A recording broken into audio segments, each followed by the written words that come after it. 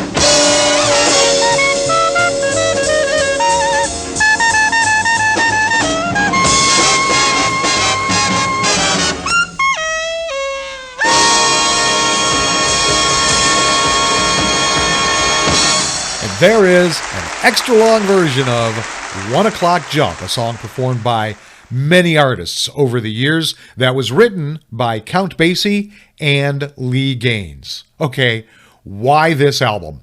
Well, I'm very big into live music, especially jazz. And Benny Goodman just has this natural lyrical hook in the way he plays. It's just so smooth. You always know it's him when you hear the music. And this album is actually Benny's favorite recordings from the week-long gig at the Brussels World Fair in 1958. So not only great songs, but some great versions that didn't really get played on the radio very much. And on this album, there's an extra long version of Sing, Sing, Sing, which is one of my favorite songs, period, not just one of my favorite Benny Goodman songs. I will not be playing it because that tune number 1 is already an 8.5-minute song. This live version includes about a 7-minute drum solo, so I thought a 16-minute monster like that might be a little too much for this show. It would definitely make me hungry, and I think I'm hungry for some cevapi. Thank you very much, ladies and gentlemen. It's a great pleasure to be here under the auspices of the Westinghouse Broadcasting Company. Now we'd like to play the Balkan Mixed Grill.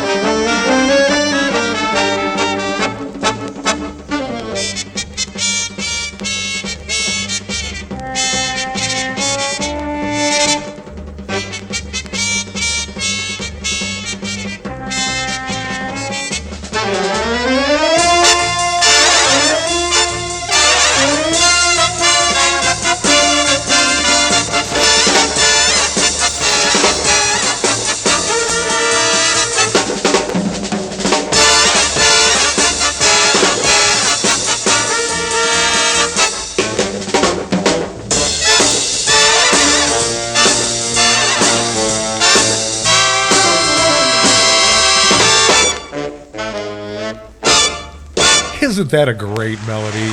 That is Balkan Mixed Grill, written by Mladen Gutesha.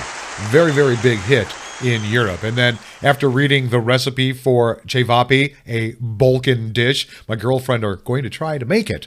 We'll let you know how it turns out. All right, let's introduce you to this episode's album. Benny Goodman. Benny Goodman plays world favorites in high fidelity. It is on the Westinghouse Broadcasting Company label. It is a vinyl LP. It is mono and was released in 1958. Let's read just some of the liner notes from this because there happen to be a lot on this album. Khrushchev, quipped a newspaper man who had just seen a staid Brussels World's Fair audience turn into a cheering mob, would trade 3 Sputniks for a Russian Benny Goodman. Anyone who has ever watched Goodman perform for international audiences knows the truth behind the jest.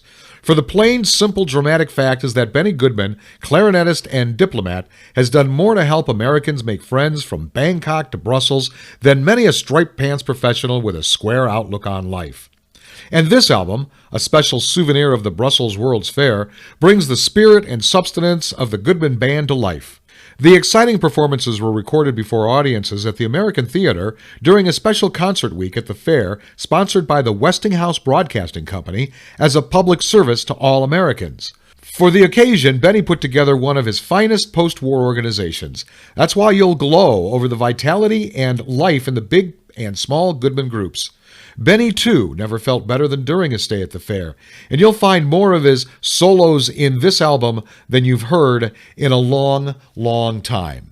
Yes, and excellent versions of the music so far on this album, and lots more to come. Okay, let's talk about the value of this album. Discogs has it listed anywhere between 50 cents and $4.64, with a median of $1.99. Founded on Amazon for $5.03. Kind of odd, and eBay for $8.62. Another odd one. My dad happens to have 2 copies of this album. The one you are not hearing on this episode is in really poor condition, both the record and the cover. There, of course, is black tape and my dad's label on the cover, along with one of his postage stamps. I didn't really even, I didn't play the album. I did pull it out, and it is rather dirty, so I didn't even want to try cleaning it and putting it on the turntable to hear what it sounded like. The other version of his album, his other copy, isn't fair to good condition, except there is a big skip in one of the upcoming tunes. I'll warn you about that. But that's all part of this show, right? The cover is in good condition, even still has its paper sleeve. The album itself is in fair condition. My dad bought this for $1.49. How do I know? The price tag is still on it. I'm going to say it's worth 50 cents. By the way, the other album, my dad's value, I'll give it to you if you want it. All right. Now, I don't know about the rest of you with teenagers, but the title of this next tune is a constant phrase around my place.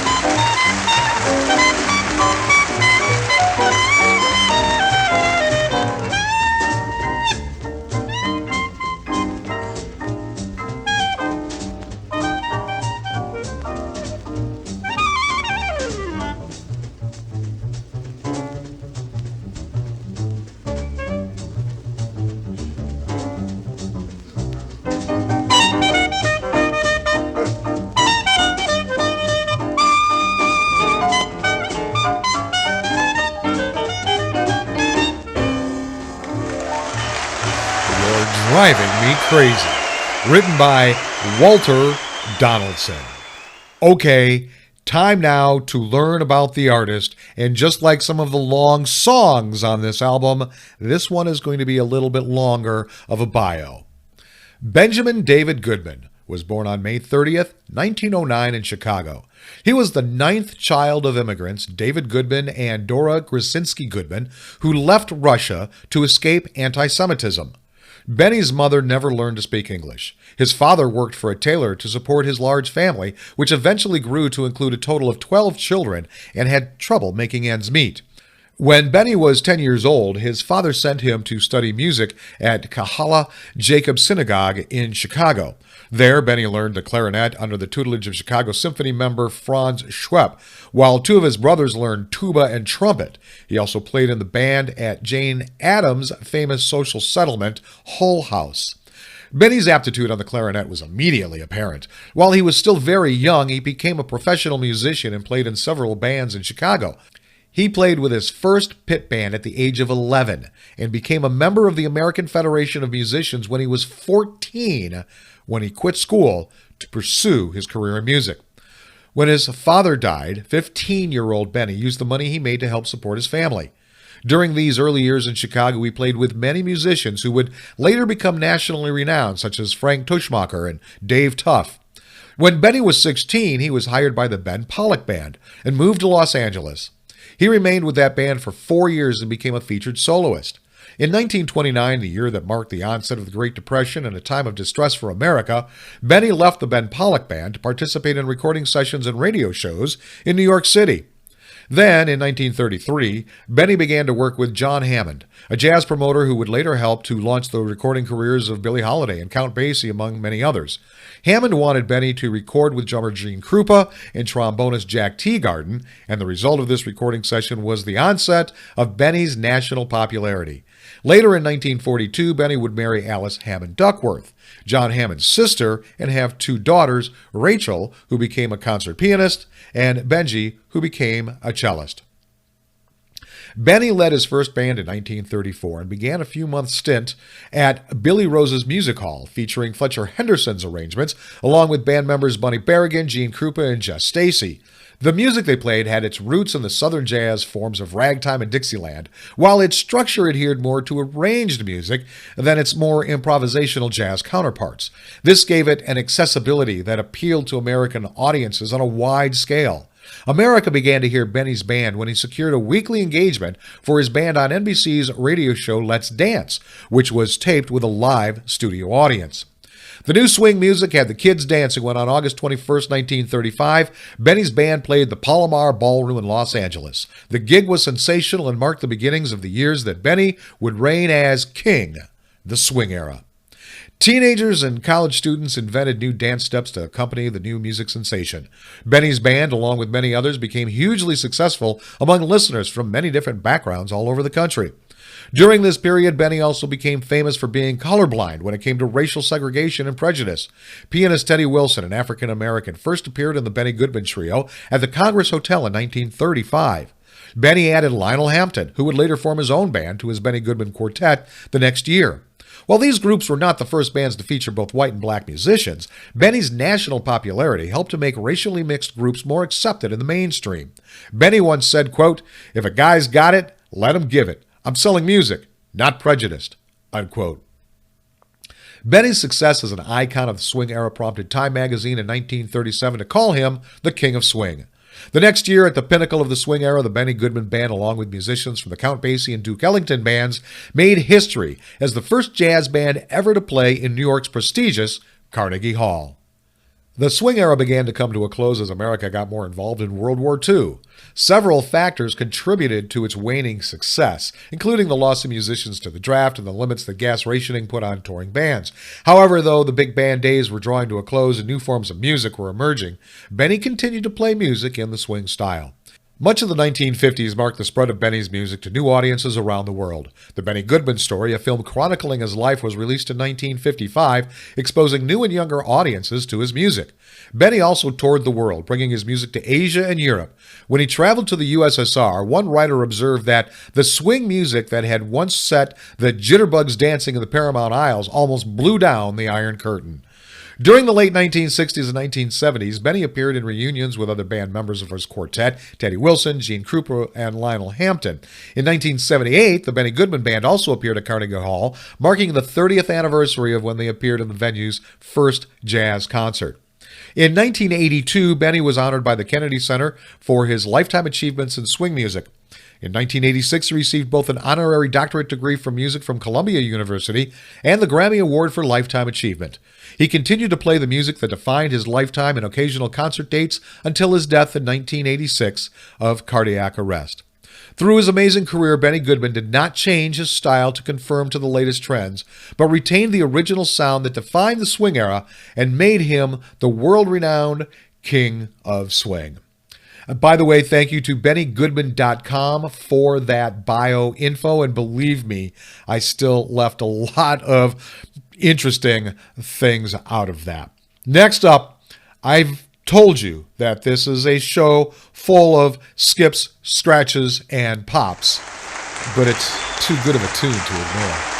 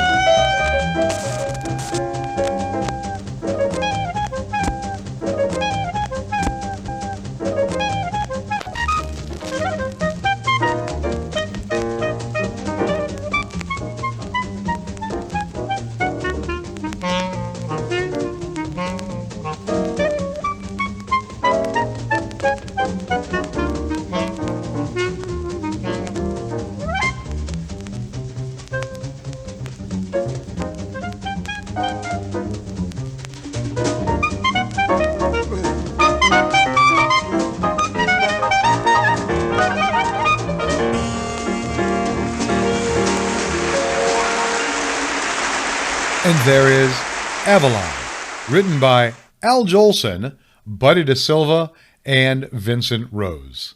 Okay, time for this episode's interesting side note, and it has to do with Benny's wish to visit Russia before this album and after this album. We're going to start with some liner notes. Almost 10 years ago, Goodman was asked to take over a series of jazz record programs for the Voice of America Russian transmission. He did so. After the programs had been going on for some time, Ambassador Beadle Smith wired enthusiastically that the Russian band leaders were playing American songs, and the only place they could have heard these songs was on Goodman's record programs. Benny has always had a staunch respect for Russian musicians. He met a couple during their American tours and tried to enlist their aid in getting to the Soviet Union for a concert series. But despite his best efforts, the Russians wanted no part of his band in their country. So far, they have refused to give him a visa to come and play. Perhaps as one onlooker at the Brussels Fair put it, quote, "They know they can't match Goodman, and they're afraid of what their own audiences might do when they hear the band," unquote. In any event, many of the Russians just happened to catch the Goodman concerts during the week he was at the fair. So 4 years after he recorded this album that we are hearing in this episode, he finally made it to Russia. And there was a documentary released about that trip. The Montreal Gazette, in the review of the documentary, said, "It recounts a cultural exchange trip to the USSR made by American jazz musician Benny Goodman and his orchestra back in 1962. In the space of a few weeks, there were 30 concerts in 6 cities that were seen by 176,800 people. The Americans did know that they were under observation and noticed that if anyone talked to them for more than a moment, some guy in a dark suit would come by and give that person a meaningful glance, but they also knew that they were safe from any reprisals. An American record was such a rare thing that it was like a fetish object for one Russian man. He recalled holding it, weighing it in his hands, turning it over and over, smelling the cardboard jacket. He imagined that it smelled like the West. People who were too afraid to approach the visitors directly would hide in the bushes and call out names of U.S. jazz stars. The Americans would answer back with more names. After Goodman's visit, one musician received an all-expenses-paid offer to tour the U.S. His wife burned the letter for fear it would get them arrested as spies. And such a suspicious nature of the Soviets during the Cold War, we heard those kind of stories all the time. Now, let's go from czars to another kind of royalty.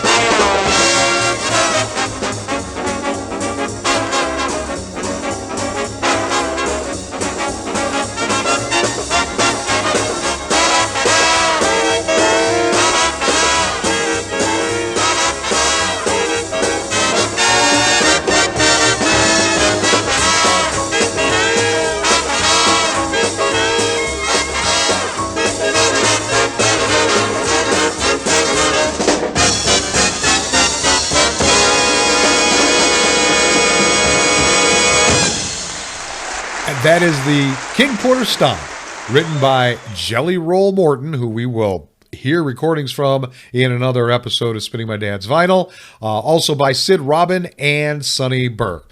This episode had some great music that took me back to my early days in radio when I was working for the nation's #1 nostalgia station in Cleveland, WBBG. In fact, our tagline was Big Band Grandstand and much more.